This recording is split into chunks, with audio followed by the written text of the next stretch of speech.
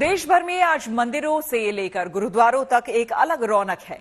एक तरफ कार्तिक पूर्णिमा के मौके पर देव दीपावली मनाई जा रही है, तो दूसरी ओर प्रकाश पर्व और आज गुरु नानक देव जी का 554वां प्रकाश पर्व बड़े धूमधाम से मनाया जा रहा है। इस मौके पर अमृतसर, दिल्ली से लेकर बनारस तक मंदिर और गुरुद्वारे सजे हुए हैं।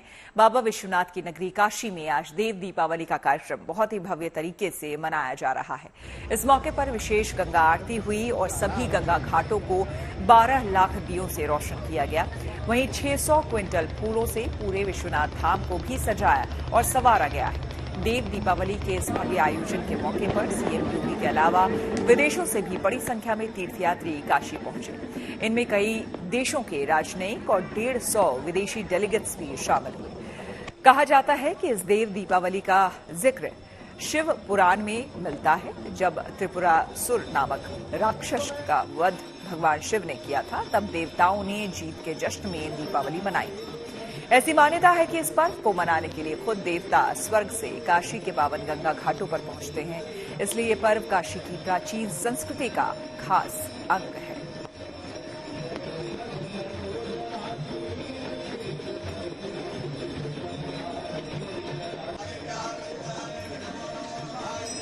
ये 5 तस्वीरें आपको हम दिखा रहे हैं। आपको हम तस्वीरें दिखा रहे हैं काशी के गंगा घाटों की। आज किस तरह से 84 घाट पर दिए जगमग हुए।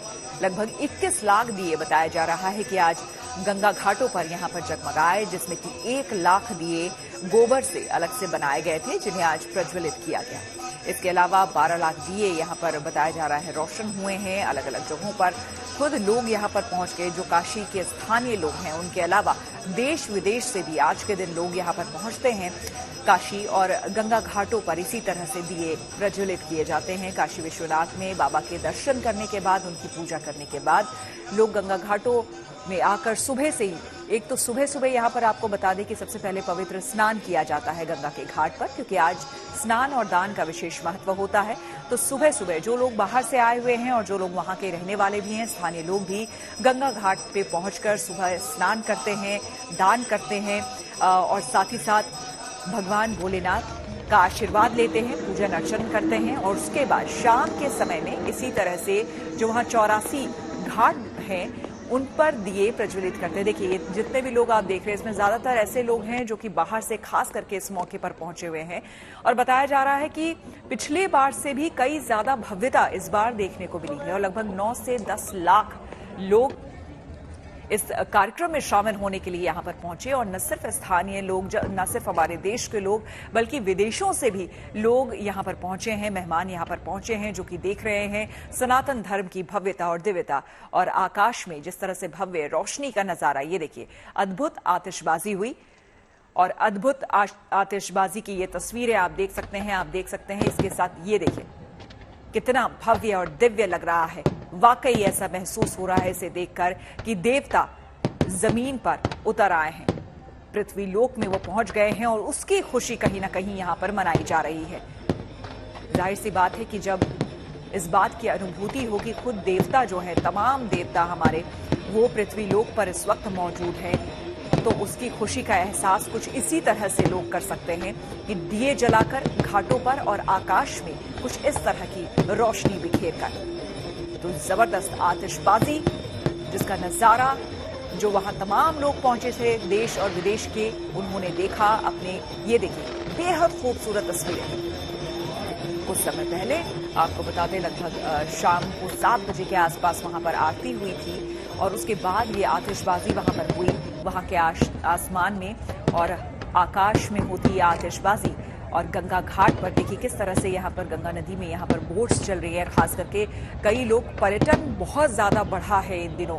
योगी आदित्यनाथ और तमाम वो जो लोकल वहाँ के एडमिनिस्ट्रेटिव लोग हैं, उन लोगों ने पूरी मेहनत की थी, कोशिश की थी और इस पूरे उत्सव को दिव्य और भव्य बनाने के लिए, जिसकी तस्वीरें ये सामने आ रही है। आप अंदाजा लगाइए कि जो लोग बोट में उस वक्त मौजूद थे और ये आतिशबाजी देख रहे होंगे तो क्या महसूस कर रहे होंगे। अपने आप में ये अद्भुत और अलौकिक नजारा था।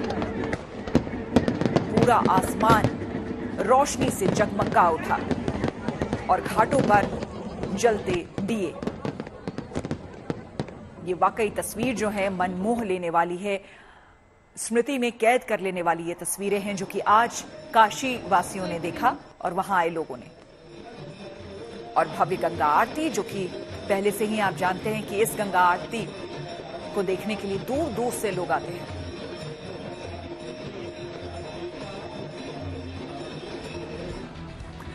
चलिए अब बात कर लेते हैं ऐसी तस्वीरों की जिनका जिक्र सरेरा है। ये तस्वीरें सुर्खियों में भी है और सोशल मीडिया पर भी है। इनसे आपका बाखबर होना बेहद जरूरी है क्योंकि चौराहे पर इन्हीं की चर्चा है। चर्चा हैंडपंप से दूध की अफवाह की भी है।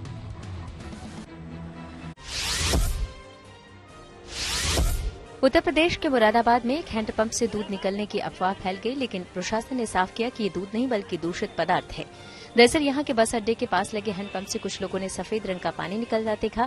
फिर कुछ लोग इसे दूध बताने लगे, जिस पर वहाँ भीड़ इकट्ठी हो गई। कुछ लोग पॉलिथीन में से भरने लगे तो कुछ बाल्टी में, लेकिन जैसे ही यह खबर प्रशासन तक पहुंची तो उसने हैंडपंप बंद कर दिया।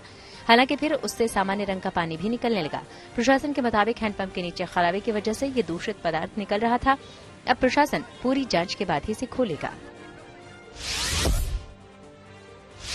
यूपी के नोएडा में कुछ लोगों पर गाड़ी से हुड़दंग करने और नोट फेंकने का आरोप लगा।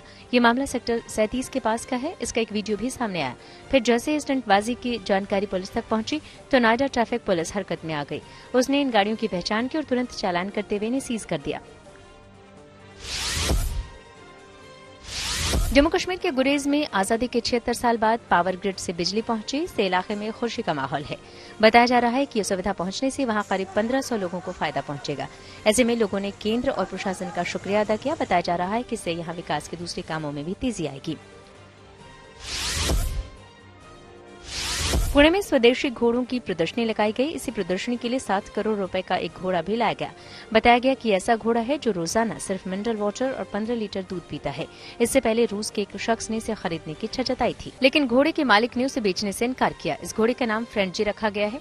वो अब तक गुजरात, महाराष्ट्र और मध्य प्रदेश में कई प्रतियोगिताओं में हिस्सा ले चुका है।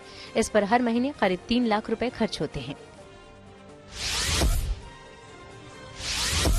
यूएई में एक भारतीय कारोबारी ने अपनी बेटी की शादी अलग अंदाज में की। दरअसल डायमंड ज्वेलर दिलीप पोपले की बेटी विधि की ये शादी जमीन से हजारों मील ऊपर विमान में हुई। इसका एक वीडियो भी सोशल मीडिया पर वायरल हो गया। इसमें कुछ लोग डांस करते नजर आए। कहा जा रहा है कि दूल्हे और दुल्हन के साथ मेहमानों ने दुबई से ओमान तक 3 घंटे की यात्रा की। इसी दौरान शादी समारोह आयोजित हुआ। जिंदगी का सफर सुहाना हो, इसके लिए सावधान रहना जरूरी है। रोजमर्रा के आपाधापी में कुछ देर बैठकर सोचना समझना भी जरूरी है कि आपके आसपास क्या हो रहा है और जो कुछ हो रहा है उससे हमारी जिंदगी, हमारा परिवार कैसे प्रभावित हो सकता है। इसलिए हॉर्न बजाकर बाखबर करने वाली खबर जरूरी होती है। और आज की ये खबर चीन की रहस्यमयी बीमारी से जुड़ी है जो कि बच्चों को अपनी चपेट में ले रही है। इसकी वजह से उत्तरी चीन के इलाके में रोजाना हजारों बच्चे अस्पताल पहुंच रहे हैं। रहस्यमयी निमोनिया या वॉकिंग निमोनिया नाम की ये बीमारी कितनी खतरनाक है, इसके बारे में दावे के साथ तो कुछ कहा नहीं जा सकता, लेकिन एक बात साफ है कि ये बीमारी तेजी से फैल रही है और इसे लेकर सभी देश सतर्क हैं। क्योंकि मामला बच्चों से जुड़ा है, इसलिए सावधानी वाला हॉर्न बजाना जरूरी है।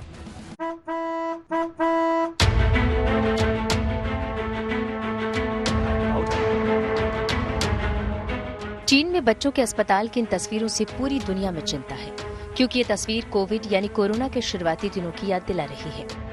उत्तरी चीन के अस्पताल में बच्चों की भारी भीड़ है। ज्यादातर बच्चे एक रहस्यमयी बीमारी का सामना कर रहे हैं जिसे चीन की सरकार मिस्टीरियस निमोनिया बता रही है। कुछ लोग इसे वॉकिंग निमोनिया भी कह रहे हैं और ये इस कदर संक्रामक है कि इसकी वजह से रोजाना करीब 7,000 बच्चे अस्पताल पहुंच रहे हैं। चिंता इस बात को लेकर है कि क्या तेज बुखार के साथ फेफड़े फुला देने वाली ये बीमारी कोरोना की तरह ही पूरी दुनिया में फैल सकती है।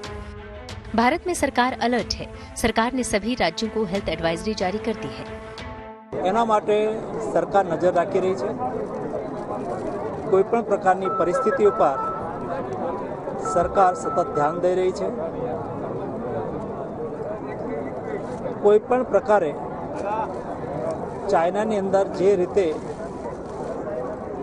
ન્યુમોનિયા ફેલાઈ રહ્યો છે એ પ્રાથમિક રીતે ICMR અને director general of health services એના ઉપર ऑब्जर्वेशन કરી રહ્યું છે અને આવશ્યક પગલાઓ લેવાઈ રહ્યા છે। चीन की रहस्यमय बीमारी से सतर्क रहना जरूरी है क्योंकि ये बच्चों को बीमार कर रही है। सबसे पहले आपको बताते हैं कि ये बीमारी क्या है। इसकी वजह से तेज बुखार और फेफड़ों में सूजन जैसे लक्षण देखने को मिल रहे हैं। बताया जा रहा है कि इसकी वजह से बच्चों के फेफड़ों में गांठें पाई गई हैं। रिपोर्ट के मुताबिक बच्चों में खांसी के लक्षण नहीं हैं, जो फ्लू या वायरस से हुई बीमारियों में देखा जाता है।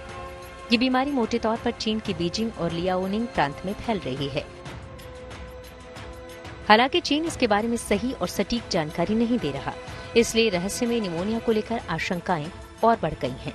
यहाँ समझने वाली बात यह है कि सामान्य निमोनिया की स्थिति में कफ भी डेवलप होता है, लेकिन चीन के रहस्यमय निमोनिया में बच्चों में कफ नहीं बन रहा। निमोनिया बैक्टीरियल इन्फेक्शन के जरिए होता है, लेकिन आशंका है कि पीड़ित बच्चों को वायरल इन्फेक्शन भी हो सकता है, और अगर ऐसा है तो मामला गंभीर हो सकता है, क्योंकि ऐसे कई केस में दवाइयां तक काम नहीं करती। फिलहाल चीन में इस बीमारी के फैलने की वजह ये हो सकती है कि लंबे वक्त तक चीन में जीरो कोविड पॉलिसी जारी रही।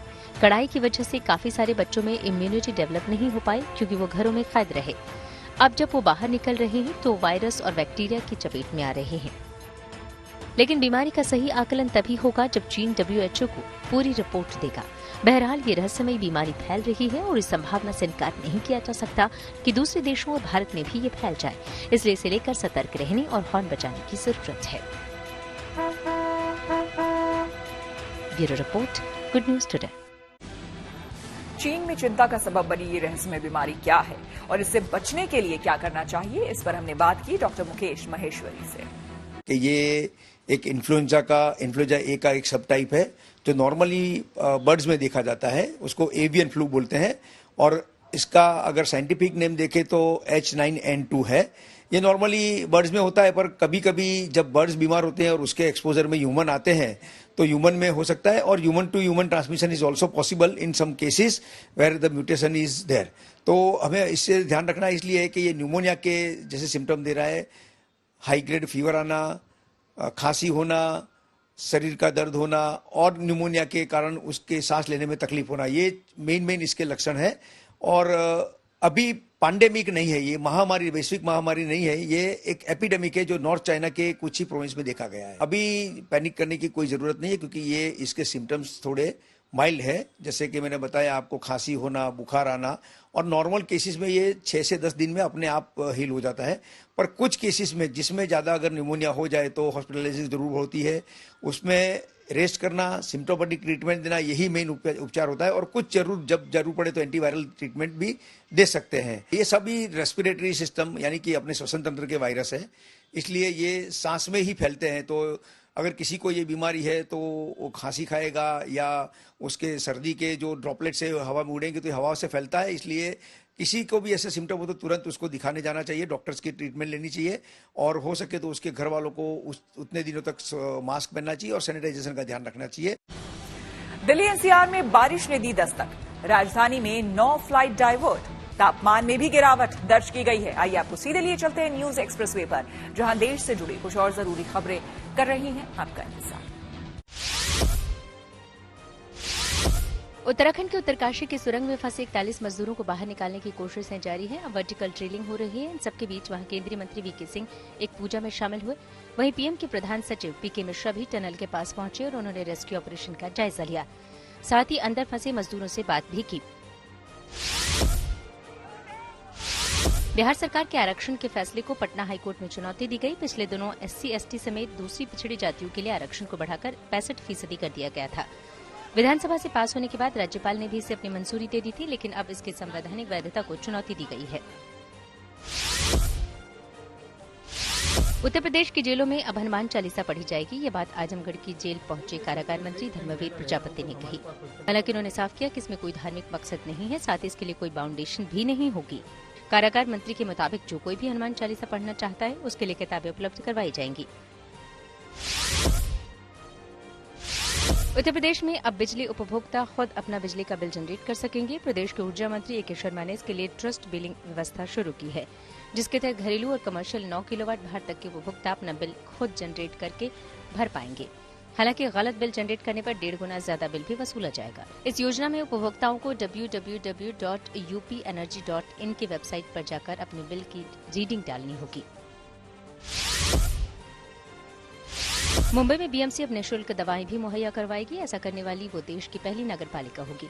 अब तक बीएमसी के अस्पतालों में मरीजों को दवाएं बाहर से खरीदने के लिए मजबूर होना पड़ता था, लेकिन अब मरीजों को दवाइयां और दूसरी चीजें मुफ्त में मिलेंगी। भोजपुरी फिल्मों की अभिनेत्री अक्षरा सिंह ने एक बड़ा फैसला लिया। वो प्रशांत किशोर के जन स्वराज अभियान में शामिल हो गयी। इसके लिए वो पटना में उनके दफ्तर पहुंची। हालांकि अक्षरा ने ये भी साफ किया कि वो पार्टी में शामिल नहीं हुई, बल्कि अभियान से जुड़ी हैं। अक्षरा के मुताबिक वो बिहार को संवारने के काम में जुटेंगी। खबरों के एक्सप्रेसवे से आगे रुक करते हैं सियासी ढाबे का, जहां आज की सबसे दिलचस्प खबर मौजूद है। उत्तर में मतदान के बाद अब फोकस दक्षिण के राज्य तेलंगाना पर है, जहां कांग्रेस और बीजेपी दोनों पार्टियों ने पूरी ताकत झोंक रखी है। दोनों पार्टियों के दिग्गज आखिरी दौर के चुनावी प्रचार में जुटे हैं। दोनों के निशाने पर तो मुख्यमंत्री केसीआर हैं, लेकिन एक दूसरे पर भी जमकर तीर चल रहे हैं।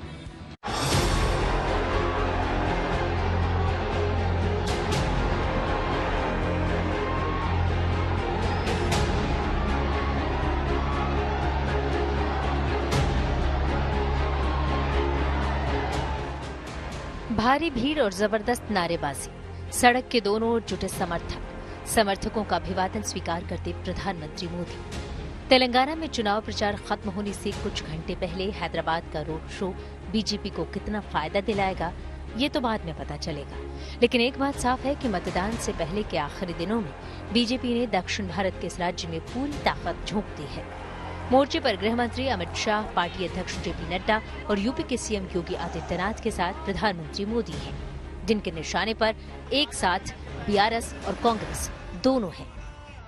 यही है कि अगर किसी ने तेलंगाना को बर्बाद किया है तो वो कांग्रेस और केसीआर दोनों ही उतने ही पापी है।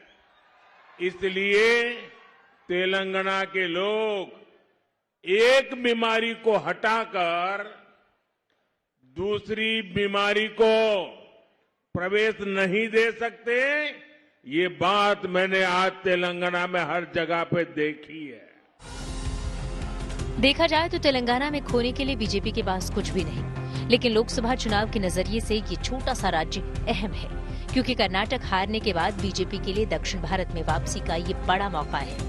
इसलिए बीजेपी ने अच्छी खासी मेहनत भी की है, हर दांव चला है। प्रधानमंत्री मोदी तेलंगाना पहुंचे तो पहले तिरुपति बालाजी मंदिर पहुंचे, पारंपरिक पोशाक में पूजा अर्चना की। जब दर्शन हो गए तो केसीआर पर पहला हमला अंधविश्वास को लेकर बोला। तेलंगाना की पहचान ट्रेडिशन और टेक्नोलॉजी से है, लेकिन केसीआर ने इस प्रदेश पर अंधविश्वास का ठप्पा लगा दिया। जनता के पैसे से बनाया सचिवालय उन्होंने अंधविश्वास के चलते बर्बाद कर दिया। आप मुझे बताइए, आखिर फार्म हाउस सीएम की तेलंगाना को क्या आवश्यकता है? फार्म हाउस मुख्यमंत्री मन को अवसर मां अंधविश्वास के गुलाम है फार्म हाउस सीएम। तेलंगाना की चुनावी लड़ाई को बीजेपी त्रिकोणीय बनाना चाहती है, इसलिए हमला बीआरएस पर भी है और कांग्रेस पर भी। लेकिन इसी तर्ज पर राहुल गांधी भी एक साथ केसीआर और प्रधानमंत्री मोदी को दोस्त बता रहे हैं। मोदी जी के हैं दो यार, ओवैसी और केसीआर। तेलंगाना की जुबानी जंग में अकेले बीजेपी और कांग्रेस नहीं है। राहुल ने यार वाला नारा दिया तो जवाब में ओवैसी भला कैसे पीछे रहते। उन्होंने बदले में प्यार वाला स्लोगन उछाल दिया। राहुल के दो प्यार हैं, एक इटली और एक मोदी। मोदी की सबसे बड़ी ताकत जो है राहुल गांधी है, और राहुल गांधी बेचारे अकेले हैं जिंदगी में, तो उनको ऐसे ही अल्फाज याद आते यार। मगर उनके दो प्यार हैं, एक इटली और दूसरा मोदी, क्योंकि वो मोदी के लिए एक बहुत बड़ी ताकत है। उत्तर में मध्य प्रदेश, छत्तीसगढ़ और राजस्थान में मतदान के बाद दोनों बड़ी राष्ट्रीय पार्टियों का फोकस तेलंगाना पर है, जहां 10 साल से सत्ता पर काबिज केसीआर को हटाना आसान काम नहीं है। अगर बीजेपी की कोशिश रंग लाती है तो 3 तरफा मुकाबले में कांग्रेस को नुकसान हो सकता है।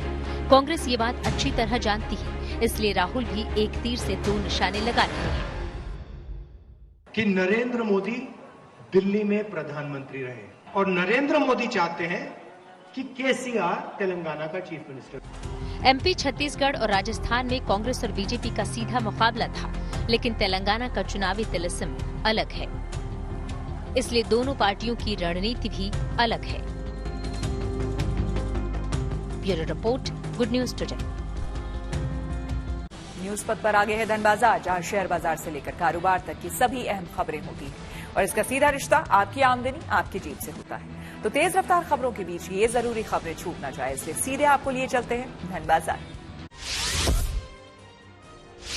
बेंगलुरु का केम्पेगौड़ा इंटरनेशनल एयरपोर्ट देश का ऐसा पहला एयरपोर्ट होगा जहां सिक्योरिटी चेक के दौरान मोबाइल फोन और लैपटॉप जैसे पर्सनल इलेक्ट्रॉनिक डिवाइसेस को निकालकर अलग से ट्रे में नहीं रखना होगा। अभी एयरपोर्ट पर इलेक्ट्रॉनिक उपकरणों की अलग से चेकिंग करानी होती है। बताया जा रहा है कि मशीन का ट्रायल रन अगले कुछ हफ्तों में शुरू हो जाएगा। कार मैन्युफैक्चरिंग कंपनी स्कॉडा ने भारत में अपनी 2 कारों कुशाक और स्लाविया का एलिगेंस एडिशन लॉन्च किया है। इसकी जानकारी सोशल मीडिया पर भी शेयर की गई है। कंपनी ने दोनों कारों को ब्लैक कलर में बाजार में उतारा है और नई एडिशन को नाम दिया है एलिगेंस एडिशन। कीमत की बात करें तो कुशाक एलिगेंस एडिशन की शुरुआती कीमत करीब 18 लाख रुपए है, वहीं स्लाविया एलिगेंस एडिशन की शुरुआती कीमत करीब 17 लाख रुपए है। Maruti Suzuki, Mahindra and Mahindra, Audi India, Tata Motors और मर्सिडीज बेंज इंडिया जैसी कार निर्माता कंपनियों ने नए साल से अपनी कार की कीमतें बढ़ाने की बात कही है। हालांकि कीमतें कितनी बढ़ाई जाएंगी, इस पर अभी विस्तार से कुछ नहीं कहा गया है। माना जा रहा है कि अगले कुछ हफ्तों में कंपनियां अपनी ओर से जानकारी साझा करेंगी। और अब रुक करते हैं प्रगति मार्ग का, जहां ऐसी खबरें हैं जो कि देश की तरक्की, प्रगति और लोगों की काबिलियत दिखाती है। सरकारी योजनाएं लोगों की बेहतरी के लिए होती है, देश की तरक्की के लिए होती है। अगर योजनाओं को सही तरीके से लागू किया जाए और उसे निचले स्तर तक पहुंचाया जाए तो तस्वीरें बदल सकती है। इसकी मिसाल बनी है बिहार के वैशाली जिले की वीणा और सुधा।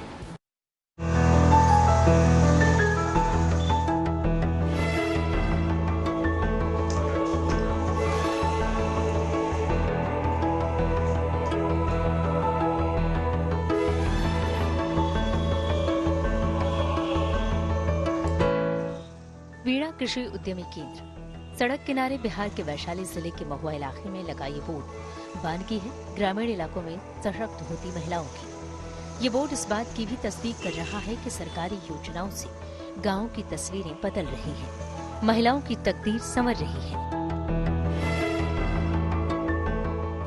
कंप्यूटर पर काम करती, किसानों को उर्वरकों की जानकारी देती, यही वीणा है, जिनके नाम का बोर्ड हर जगह लगा है। लॉकडाउन से पहले ये एक निजी स्कूल में शिक्षिका थी, लेकिन कोरोना काल के दौरान जब आर्थिक समस्या आई तब उन्होंने स्वयंसेवी सहायता समूह जीविका का सहारा लिया और न सिर्फ अपने लिए स्वाभिमान से जीने का रास्ता बनाया, बल्कि आर्थिक रूप से परिवार का संबल भी बनी। इस कृषि उद्यमी सेवा केंद्र को शुरू करने के लिए उन्हें न सिर्फ सरकार की ओर से आर्थिक मदद मिली, बल्कि उन्हें इसकी ट्रेनिंग भी मिली। आर्थिक प्रॉब्लम ज्यादा थी तो इसलिए मैं जीविका से जुड़ी। जीविका में जुड़ने के बाद सरकारी मदद मिला। हमारा एक कृषि उद्यमी का ट्रेनिंग हुआ, जिसमें 45 दिन का ऑनलाइन ट्रेनिंग हुआ था हम लोग का। तो ट्रेनिंग मिलने के बाद जब तक हमारा खाद बीज का लाइसेंस नहीं हुआ था तब तक हमने वर्मी कंपोस्ट का काम शुरू किया। उसके बाद हम पैसा निकासी भी करने लगे। जो हम लोग का पैसा निकासी करने के लिए वहीं से सरकारी मदद में ही मिला था, जीविका के द्वारा ही दिया गया था।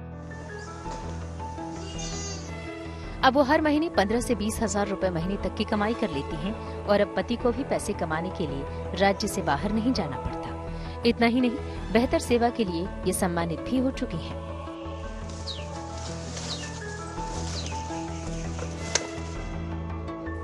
ऐसी ही दूसरी तस्वीर वैशाली के कुशहर रूपपट्टी इलाके की है, जहां सुधा ने सरकारी योजनाओं का सहारा लेकर सेंट्रल बैंक ऑफ इंडिया का ग्राहक सेवा केंद्र शुरू किया है। बैंक खातों के लेन देन का हिसाब रखने में दिन भर व्यस्त रहती हैं और यहां आने वाली महिलाओं को अपनी तरह सम्मान से जीने का रास्ता भी बताती हैं। नवंबर 2017 में खुला था। जीविका की तरफ से एक मौका मिला था हमको बैंक खोलने का। सरकारी मदद मिली थी, उसी की मदद से अब ये खोल पाए थे। कितनी सहायता राशि मिली आपको? मुझे 70,000 मिली थी सहायता राशि। सब जो भी महिलाएं हैं अच्छे से पढ़ें, जागरूक हो, और जितना भी मतलब कोई भी अगर उनको मौका मिलता है तो वो अपने हाथ से न जाने दे, वो मौका ले, उसका फायदा उठा के वो भी लखपति दीदी बन जाए। ये कहानियां बताती हैं कि सरकार की योजनाओं को सही तरह से अगर जरूरतमंदों तक पहुंचाया जाए तो गांवों की तस्वीर और महिलाओं की स्थिति बदलते देर नहीं लगेगी। लिहाजा जरूरी है कि ऐसी योजनाएं उन लोगों तक पहुंचे भी जिन्हें ध्यान में रखकर ये बनाई जाती हैं, ताकि जरूरतमंद लोग इसका पूरा फायदा उठा सकें और देश सही मायनों में समृद्ध बन सके। Aditya Vaibhav, Vaishali, good news today. News पथ के सफर में अब सोशल अड्डा का रुख करते हैं, जहां आज बात पंजाब की। दिल्ली की तर्ज पर आम आदमी पार्टी की पंजाब सरकार ने राज्य को एक और सौगात दी है। राज्य की भगवंत मान सरकार ने सिख धर्म के संस्थापक गुरु नानक देव जी की 554वीं जयंती के पावन मौके पर मुख्यमंत्री तीर्थ यात्रा योजना की शुरुआत की। पंजाब सरकार की इस योजना के तहत बुजुर्ग श्रद्धालुओं को कई तीर्थ स्थानों की यात्रा मुफ्त कराई जाएगी। पंजाब सरकार की ये योजना 27 नवंबर से 29 फरवरी तक कुल 95 दिनों तक चलेगी। योजना के पहले दिन 27 नवंबर को धुरी में मुख्यमंत्री भगवंत मान और आम आदमी पार्टी के राष्ट्रीय संयोजक अरविंद केजरीवाल ने पहली ट्रेन को हरी झंडी दिखाई। इस योजना के तहत अमृतसर से नांदेड़ गई पहली ट्रेन में 1000 से ज्यादा श्रद्धालुओं को भेजा गया। जानकारी के मुताबिक पंजाब सरकार ने मुख्यमंत्री तीर्थ यात्रा योजना के लिए 40 करोड़ का बजट तय किया है। इस योजना के तहत 95 दिनों में 50,000 से ज्यादा श्रद्धालु दर्शन करेंगे। इस योजना के तहत यात्रियों के खाने, रहने और आने जाने का पूरा खर्च राज्य सरकार उठाएगी। मुख्यमंत्री तीर्थ यात्रा योजना के तहत श्री हजूर साहिब, श्री पटना साहिब, वाराणसी, मथुरा, वृंदावन और अजमेर शरीफ तीर्थ स्थानों की यात्रा ट्रेन से करवाई जाएगी। ट्रेन के अलावा बसों से भी श्री अमृतसर साहिब, श्री तलवंडी साबो, श्री आनंदपुर साहिब, माता ज्वाला जी, माता चिंतपूर्णी, माता नैनी देवी, माता वैष्णो देवी, सालासर बालाजी धाम और खाटू श्याम धाम की यात्रा करवाई जाएगी। पंजाब में ये योजना दिल्ली की तर्ज पर शुरू की गई है। दिल्ली में सीएम अरविंद केजरीवाल ने 12 जुलाई 2019 को मुख्यमंत्री तीर्थ यात्रा योजना की शुरुआत की थी। इसी तर्ज पर योजना हाल में ही हरियाणा में भी शुरू की गई। पंजाब सरकार की इस योजना को लेकर हमने कुछ लोगों से बात की और उनकी राय जानी।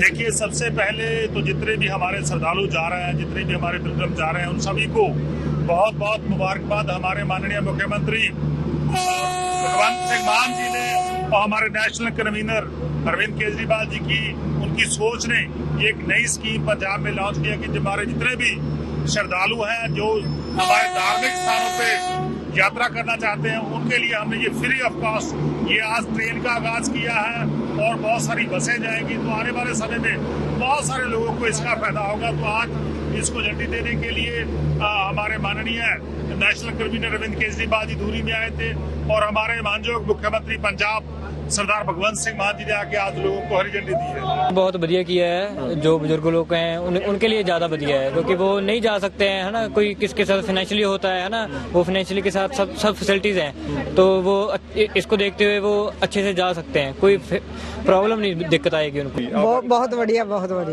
सारा कुछ मिला है ध्यान से, बहुत बढ़िया। गाजा में नहीं मिलेगा स्टारलिंक का सैटेलाइट इंटरनेट। टेक्नोलॉजी से जुड़ी ऐसी ही हर एक जरूरी खबर को जानने समझने के लिए आपको लिए चलते हैं डिजिटल गली। दिसंबर से देश में टेलीकॉम कंपनियों के लिए नए नियम लागू हो जाएंगे। इसके तहत इन कंपनियों को सिम कार्ड बेचने वाली दुकानों का केवाईसी करना जरूरी होगा। अगर ऐसा नहीं होता है तो बड़ा जुर्माना लगाया जा सकता है। इतना ही नहीं, अब थोक में भी सिम कार्ड जारी नहीं होंगे। अब सिम कार्ड बंद होने के 90 दिन बाद ही नंबर किसी और ग्राहक को मिलेगा। हालांकि व्यावसायिक कनेक्शन के लिए थोक में सिम कार्ड मिल जाएंगे। उपराष्ट्रपति जगदीप धनखड़ ने सुप्रीम कोर्ट समेत देश भर की कई अदालतों को डिजिटल करने को लेकर मुख्य न्यायाधीश डीवाई चंद्रचूड़ की तारीफ की। उन्होंने कोर्ट की सुनवाई आम लोगों तक पहुंचाने को गेम चेंजर फैसला बताया। उपराष्ट्रपति के मुताबिक सीजेआई ने अदालत को वर्चुअल मोड में लाकर इसे आम आदमी तक पहुंचा दिया है। इजराइल ने टेक्नोलॉजी के लिहाज से हमास पर करारा वार किया। अब इजराइल की इजाजत के बिना गाजा में स्टारलिंक सैटेलाइट इंटरनेट की सुविधा नहीं मिलेगी। दरअसल एलन मस्क और इजराइल सरकार के बीच इसको लेकर समझौता हुआ, जिसके बाद अब स्टारलिंक वहां इंटरनेट सेवा एक्टिव नहीं करेगी। इस मुद्दे पर इजराइल के कम्युनिकेशन मिनिस्टर और एलन मस्क के बीच बातचीत हुई, जिसमें की सहमति बनी। इसी के साथ न्यूज पक में मेरे यानी कि श्वेता झा के साथ फिलहाल इतना ही। देश दुनिया की तमाम पॉजिटिव खबरों के लिए देखते रहिए गुड न्यूज टुडे।